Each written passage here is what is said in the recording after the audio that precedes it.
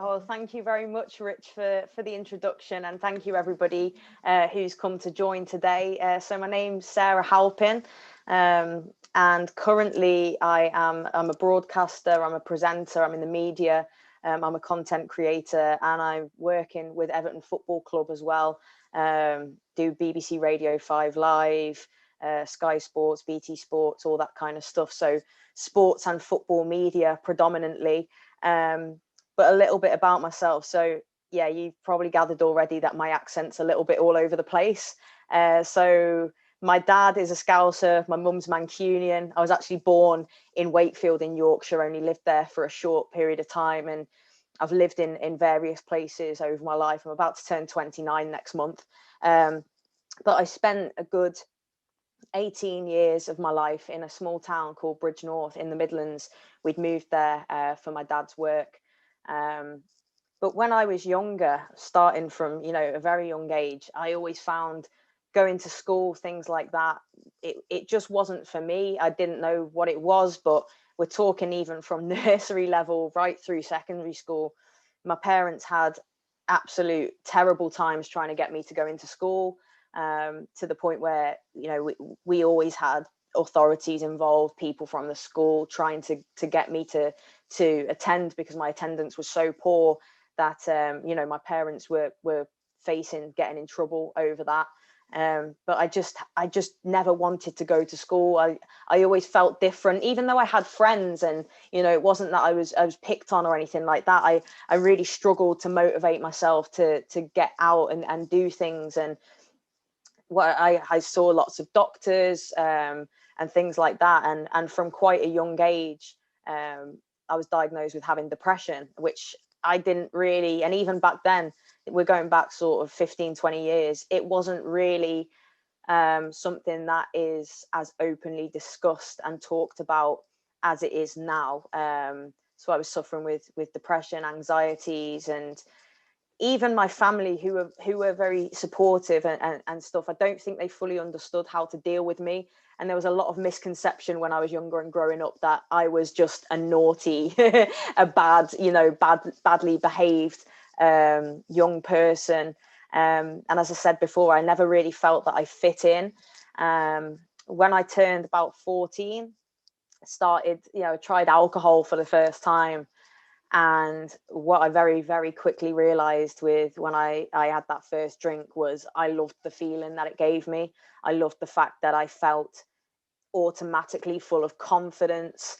It numbed all these fears, these anxieties, this toxic stuff that was in my head, and just made me feel what I thought was awesome. I thought alcohol was the best thing. And even from that really young age, I think when we're all that sort of age, we dabble, we have mates have a drink or whatever. But even from that age, I would not just drink and have a couple. I was getting, absolutely paralytic at that kind of age. And that kind of continued really, from alcohol to then getting involved with drugs, mixing with the wrong crowds. My life really, really spiraled, and it didn't matter who was trying to sort of help me, or I couldn't do it for my family or for my friends. I was just spiraling, and I didn't really know what was wrong with me, so that carried on for about 10 years or so. When school finished, I just about scraped by with, I think, five GCSEs I got, which was enough for me to carry on and do my A levels. But that lasted all of what, I don't even think I was there for a month at sixth form, because they basically kicked me out because I wasn't turning up. Or, there was times when I was turning up even when I'd been using or been drinking. So that didn't last. Somehow I managed to try and enroll myself in college again, was there for a couple of weeks, didn't work out, didn't even know what I wanted to do. I think I enrolled to do business studies or something like that. But the reality was, at this point, I was kind of living to drink and smoke weed, whatever else I was doing. I had no direction. I didn't know what was wrong with me and why I was the way that I was. I'm also gay, which I thought, and I hadn't come out by this time. I hadn't come out, and I thought, is this all just part of the fact that I feel I can't fully be myself and come out and stuff. When I did come out, people kind of were absolutely fine about it, and I realized, and I carried on drinking. I carried on the bad path, and I thought, well, I can't just keep putting this down to situations or things that aren't going well in my life. But it got worse and worse over the years, and by the time I was 24 years of age, I was so depressed, I was so downtrodden.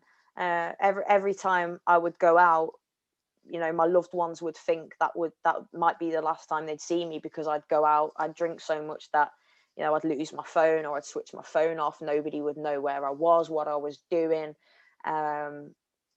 People would just fear that when I'd gone out and they didn't hear from me, they didn't know if I was dead, they didn't know if I'd ended up locked up, they didn't know if I was in hospital. It was awful. And I can honestly say that when my life was like that, and I wanted nothing more than to not be like that. If there was a button I could press to disappear off the face of the earth, I would have done it. I didn't want to be here anymore. I didn't have the courage to think about taking my life, because I didn't have the courage. And also, I've got people that care. I'm very fortunate that people love and care about me, and I just couldn't do it. But I got to the point where I was so miserable in my own existence.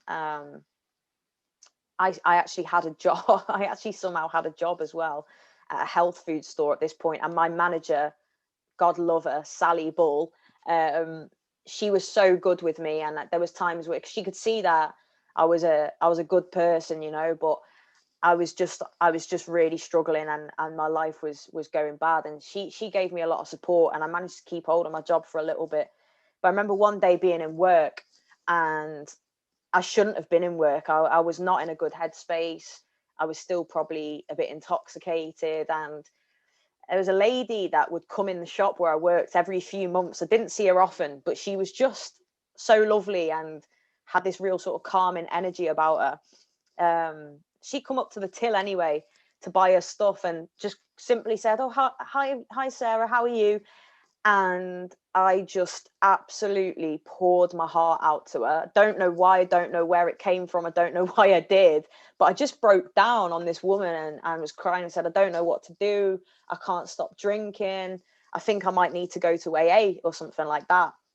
Now, I never in a million years would have thought that I would want to go to somewhere like AA, or, I'd had counselors in the past and people trying to, I don't know what made me say that, what made me think that.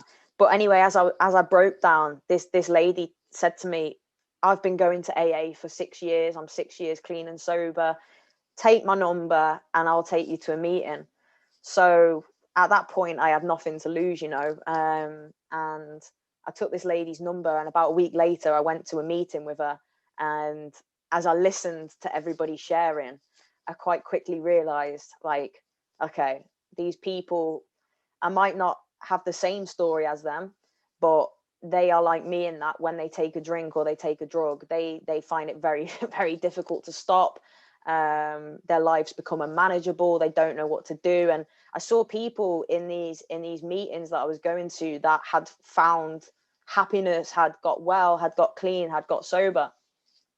So I just kept going to these meetings and, getting that recovery behind me.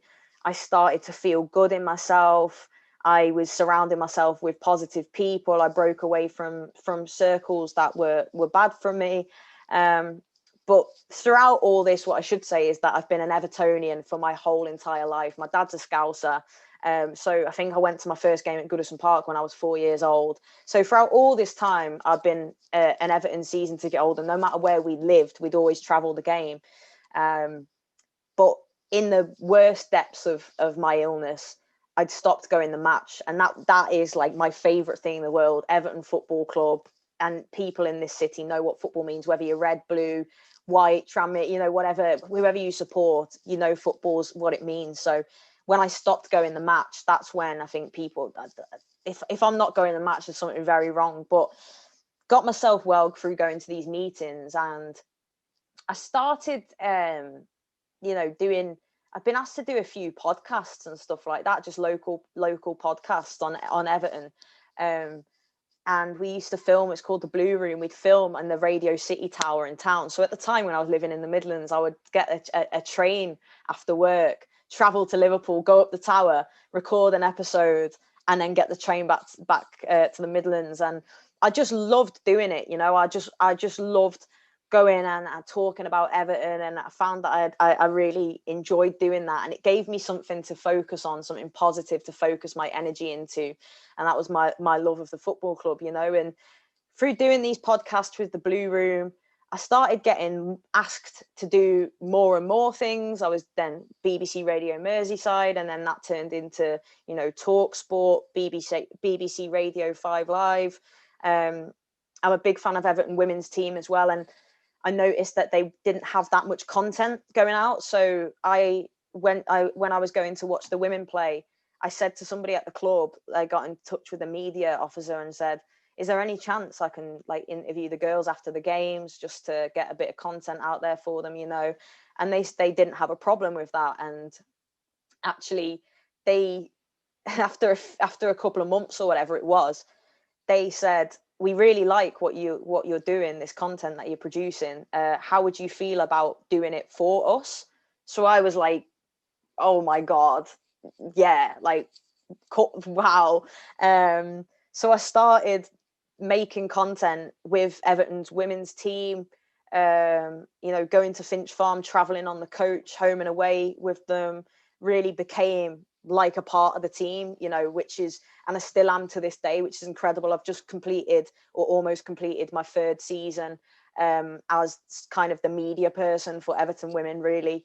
And I also, for this whole season, obviously with COVID, there's been no fans in stadiums, which has been awful. I think it's safe to say for all football fans or any sports or concerts, whatever it is, things without spectators just feels very soulless and weird. But Everton wanted to do a live show for the season, basically to bring all the pre-match stuff into, so it gets broadcast all over the world, so that whether that be people in Liverpool, season ticket holders that are missing going to game, we've got fan base all over the world now, Colombia, with people like James Rodriguez in and stuff. So they wanted to start doing this live show, and I got the call pre-season to say that they wanted me to be one of the presenters, and I couldn't believe it. I still can't believe it. For this whole season, I've had the privilege of every game, before the game, I get to go inside Goodison Park and interact with the team and produce this football show with the club that I've grown up my whole life supporting. I mean, I've got, I don't know if you can make it out there, it's upside down to that, but I've got an Everton tattoo there as well. I just love the football club, and now see Rich's face because I know he's got different alliances there. But no, it's, for me, it's a dream come true. And I've done stuff with England Lionesses, I've done stuff with Copa 90, I've done a documentary about my recovery that I think went out in Europe, and I get messages from people from all over the world saying they've seen this documentary, which I haven't even seen yet, which is just mental. So yeah,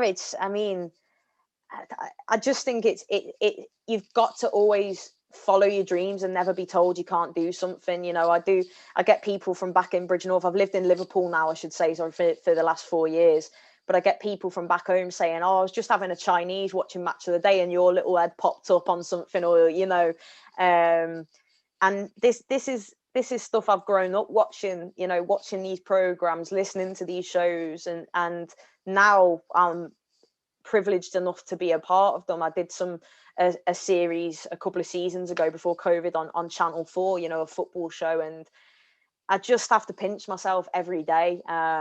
I absolutely love what I do, and there was times, in my darkest times, when I was broken and I didn't want to be here anymore, and I felt this big, and that I didn't mean anything. There was times where I was on the floor in the streets, just a mess, drunk, and people would look at me as if to be like, what a shame, what a waste of a person. And I felt like I was nothing. And today I don't feel like I'm nothing. Today I have a job and a career that's going in a really exciting direction, doing something that I love. I've got a passion for it, and I think if if you have got a passion for something, I'm not saying that, you know, people listening to this, that this is necessarily something that they're interested in or would want to do. But what my message is really is, never ever be told that you can't do something. And if you get knockbacks, if you know, I've had knockbacks myself. If you get told, or people don't believe in you, I've had all that as well. I was told I was mental for like moving up to Liverpool and stopping working in my little job in the shop, because, you know, why would I get rid of my job to go and do something? And that, you know, you've got to, I would say, always pursue your dreams. Don't take no or rejection as the be and end all, because I didn't think I'd ever be allowed anywhere near, you know, doing media stuff and stuff like with Everton or BBC. Or the reason I've been able to do that though is because I recognized problems that I had in my own life and problems that I needed to address. So if you want something and you work hard for it, then you really can achieve it. And I didn't get many GCSEs. I didn't go to university. And even now when I'm going to certain things, you know, people are like, oh, what uni did you go to? Or what thing did you do? And I'm like, I didn't. I would say I got lucky in some ways, but you make your own luck. You know, if you work hard and you put passion and genuine care into something, and you're prepared to put the hours in and take the knockbacks as well as the yeses, you know, then just go out there and pursue it. Because I know that there's people that look at me today and they even say, do you know what, Sarah, didn't even think you make it to be 25, and I'm about to turn 29. I'm living a life that I love. You know, it's not always easy. I still struggle massively with mental health. So the past 18, I don't even know how many months it's been now since this COVID thing. I think we're all in that kind of position. But, you know, I have my dark days still. You know, it's not all sunshine and rainbows. I have times where, and there's things that I do to, you know, I talk about it. I get to a meeting, I express how I'm feeling, because we have to do that. It's so important. And never be ashamed or embarrassed to, if you're struggling with addictions or, you know, mental health, talk about it. There's always people who are going to listen. And don't be feared. You don't have that fear of judgment, because people will more often than not have more respect for you than anything else. And if anybody doesn't treat you in that way, then that's on them, then that's not on you, you know. And it's still tough. I think being in football particularly is such a male dominated industry that, you know, I do have to fight hard sometimes. It's men. If I look at the people in the same role as me, it's probably 80% men, to at best 20% women. And you do still sometimes, I'm not talking about at Everton, of course, but, you know, you get the sexist comments, you get people, oh, you do actually know what you're talking about. I'm like, well, yeah, I do. You get online abuse because if you've got a bit of a platform or whatever, people feel that you're a free target to just, you know, hide behind a faceless, nameless profile and give you abuse and stuff like that. And those are things that you have to deal with and have to overcome. Unfortunately, it shouldn't be something in the world where you say, well, it's just part and parcel of it. But the way the world is today, it is part and parcel of it. And thankfully, I'm strong enough and I'm sober, so I don't react to things. You know, I'm able to keep my head. I'm able to just concentrate on myself and what I'm doing. But yeah, I apologize if it's all a little bit over the place, my story. But basically what I'm trying to say is, you know, you can come from nothing, a tiny, small little town where I was, you know, struggling. My life was not even worth existing. It was awful. It was miserable. I was depressed. I was sad. I was scared. I was lonely. I felt I'd never be anything. And today, as I said, I work for the football club that I've loved for my whole life. I do sports media. I'm meeting people and working with people that I could never in my wildest dreams have thought that I would. And yeah, so that's my thing, is just work hard. It doesn't matter the background. We all come from different backgrounds and we have obstacles, we have tough times, but don't let that define you. You know, don't ever let that define you. Keep working hard, and, you know, you really can achieve a life that you want to, whether it's in media, whether it's in, it doesn't matter. Just if you've got a passion and something that you want to do, what I'm saying is just go at it all guns blazing, pursue it, keep that passion, keep that desire, even when you get knockbacks, even when you get told no, know that you can, and you will if you keep putting in the effort and working hard. And yeah, sorry for my long-winded chat, but that's basically me. And thank you so much for listening.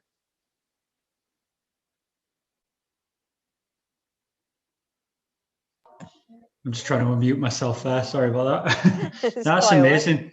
Thank you so much. As part of Mental Health Week as well, that's fantastic, and way to actually shine a real strong light on it. What I would say is, if anyone's got any questions for Sarah, feel free to either pop them in the little text box, which is the function down at the bottom, or if you're feeling brave enough, you're very welcome to unmute yourself and ask a question. I do have one. It's kind of like more towards like the future, because obviously you're really happy with where you're at right now and what you've achieved and stuff. So like, congratulations, well done. But is there anything like that you're like the next step, like you want to necessarily like? Do you have any like more goals, or have you like, obviously you can always go up, but I mean in terms of, are you really like happy where you're at right now, or do you have any more like goals, stuff like that?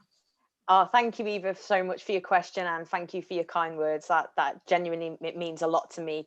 And in terms of my future, yeah, absolutely. I think if ever you start to feel comfortable and rest on your laurels, and I do it, I've done it, and I still fall into that trap, then I think you can kind of stagnate a little bit and get comfortable. And I think it is absolutely so important to always push yourself onto the next thing and striving for better, and in terms of my own development, I think I've got so much work to do in terms of my own well-being. I can still be doing my shows, presenting, and come across all happy, and I'm loving what I'm doing, but I can come home, be stuck in this, and I can still get very down, and I can still kind of isolate from people at times. So I think I need to work on myself still. I've got a lot of work to do on myself to grow as a person, to be more confident, to be more understanding, and personal growth, self-care, all that kind of stuff, and I think with that,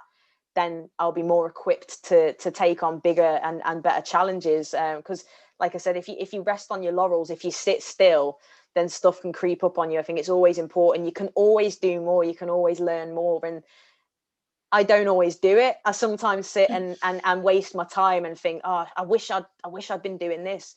I think always stay hungry, always try and learn.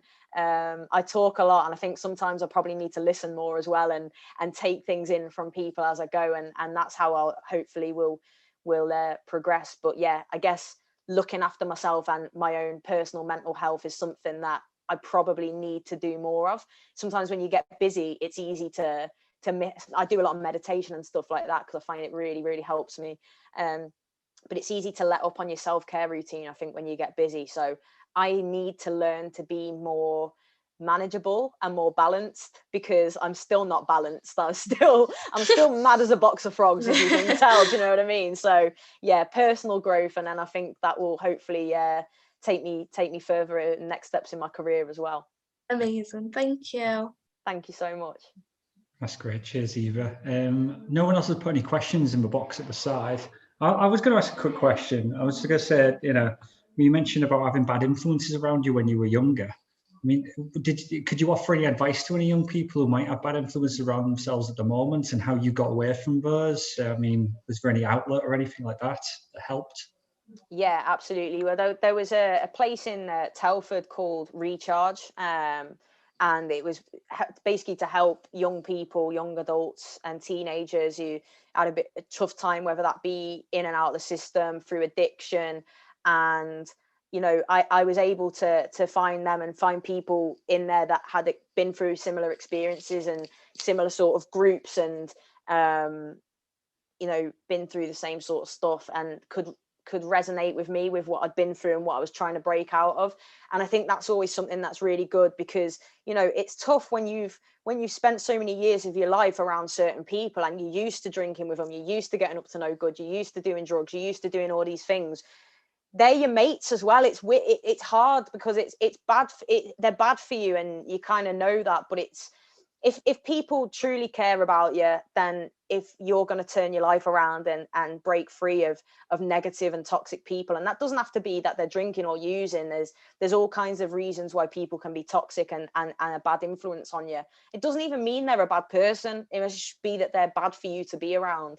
And it was hard, it's hard to break the cycle when it's all and it's people and that you do care about a lot of the time. But you've got to decide, okay, do I want to stay like this, or do I want to break free? And I think of it like a bucket of crabs, right? This is going to sound random, but just bear with me. If you think of like a bucket of crabs, and you see one of the crabs trying to get out, the other ones pull it back in. And I think sometimes if you're surrounded by company that are not happy, they're not going anywhere, they're stuck in the same cycle, even subconsciously people around you don't want to see you break out of that and don't want to see you do well. And I'd noticed that when I'd start to feel a bit better, there's certain people that I thought were my mates would, you don't need to be doing this though, come out with us, come and do this. And I think it's just having the courage and the willpower to think, okay, do I want this for my life? Do I want to be stuck in this area with these people doing the same stuff every day, being miserable? Or do I take that chance, make a change? And, you find other people, you find other people that fit with your mentality, that want the same things as you do, and will uplift you and help you to, I was going to say, thrive, instead of being stuck in the same old routine. So I think it can be hard, but you just have to be brave, show a bit of courage and persevere and make those new acquaintances, make those new circles, and you won't regret it. I've gone from knocking about in houses like that were just basically just people drinking, using, whatever, parties, whatever, horrible situations and horrible places, to now, a lot of my close friends are footballers and stuff like that when you're around them, you can't help but be inspired and positive, because they've got goals and they've got ambitions and they want you to do well, and it's positive, it's healthy stuff. So yeah, there's always going to be a tribe out there for you. And I think it's finding those people that are like-minded, that want better for themselves, stick with them and you'll do well. Can I ask something else? Is that okay? Of course. So, like the people you used to hang out with as well, like, did any of them ever like see you kind of thrive and like get in touch with you to kind of like get out of it too? Or did they kind of get stuck in the past a little bit as well? Like, did you kind of become a bit of like a role model to them as well? Yeah, well, do you know what? Like, honestly, I can say that's the thing I think that means more to me than anything else, is if I get a message or a DM of someone saying, I've been inspired by seeing you turn it around, and I've gone to a meeting, or I'm speaking to a therapist, or I've gone to the GP to talk about my mental health, or anything like that. Then, and I've had that from people that I have from in those cycles, as you've asked, which to me is the best thing ever. One of my mates, my closest mates, I always had a suspicion that she had a problem with drink. But you never tell someone, you never say, listen, I think you've got a drinking problem. They have to kind of realize that themselves. And through her seeing me stop drinking, like, she went to a meeting and stopped drinking, and she's got a daughter now who's like 10, and she's happy. And I just think, that's amazing, so that's the best thing ever. But then also on the flip side, I can go back to the town where I lived before, even now, 4 years on, and I could drive past the same spots and the same people would be there doing the same thing, stood outside the pub like in last night's, looking at whatever it is, just look depressed, broken, downbeat, same cycles. And it's like that crossroads, and it's nice to see that. It makes me sad to see people stuck in that way, but it's also like, in a selfish way, I look at that and go, okay, well, that's my reminder of why I've broken out of that, because I don't ever want to go there again, where I feel like I haven't got purpose, or I haven't got a point to my life, and not wanting to wake up in the morning. I never want to go back there. And yeah, it's like the parallel universes. It could have gone one way. If I hadn't stopped drinking and that, I don't even think I'd be here, let alone to be able to be doing something that I enjoy so much. So yeah, I think it's a wake-up call to see the ones that don't break free, and it's really rewarding to see the ones that do. And ultimately, it comes from inside, you know, you can want someone to get well, you can want that for them. It breaks my heart sometimes when you see the ones you think, oh, you're a cracking person, but if they don't have that desire, then, you know, you've got to put your own oxygen mask on, you know, before you can help anyone. And I think if you can do that, and then it sets an example, it's the best way you can help someone is by example. You know, if you think they might look to you and go, yeah, well, if Eva's doing that, you know, and she's doing well, then that's inspired me. So I think act by example, and hopefully then others have got something to look to and aspire to be. That's great. Thanks, Eva, and thanks, Sarah. Has anyone else got any other questions? Again, no one's used the chat box, but if anyone wants to sort of unmute themselves and ask a question, feel free to do so. I'll ask one more question. You said about, obviously you had a lot of scrutiny, obviously being a woman working in football, social media, a lot more attention than certain other people would get, definitely, due to all the sort of Radio 5, Sky and everything that you're involved in.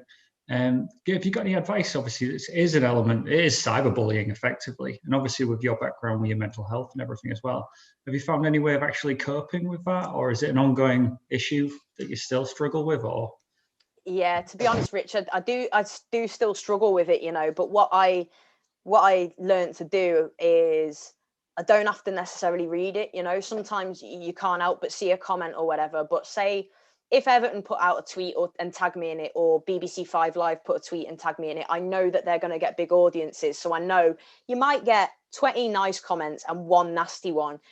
I'm going to sit and I'm going to dwell and I'm going to think, oh, like, you don't know me, blah, blah, blah. And then I feel all the traits in me that are unhealthy, you know. I think, oh, I'll get you, I'll say, and I can't say anything back. I can't, the second I say something back, you know, that's what they want. They want you to bite. They want you to, and I've still got that in me that, you know, I'm sensitive. Things do get under my skin. I can't lie and pretend that they don't. So my way of dealing with it now, I'll go on it. If I get 5 Live has mentioned you in a tweet, I'll click on it and say mute this conversation, because honestly, I'd rather not see some of the positive ones if I know I'm not in a position where seeing the negative ones is gonna rock me for the day. And like we were saying before, Eva, to you, you know, about personal growth and stuff, I think that's where I want to be. I want to be able to be in a position where stuff like that just is like water off a duck's back. But for now, to kind of protect myself from, even instead of just being sat there for the day, even if I don't say, because I won't say stuff back because I can't afford to do that, you know, I've got to keep my calm. I don't want to be sat there thinking about it all day. I don't want to be sat there thinking, oh, Jimmy and Boot all said this, you know what I mean? Like, I don't want to be sat there burning my precious energy and time thinking about these negative stuff. So for now, I think out of sight, out of mind, then maybe in time that'll get better. But like I say, I'll just mute the conversation and think, I've done my job, it's out there, and for now that's where I'm at. But in time, hopefully I'll be able to just deal with it better. And hopefully in time, you know, social media platforms do more to protect people, because I get nothing compared to what you see, obviously big scale, like Premier League footballers and that, getting racist abuse every day, getting sexist abuse. And I think, God, you know, I think people need to do more to help people. But for now, I'd try and just not look at it, to be honest, is my answer.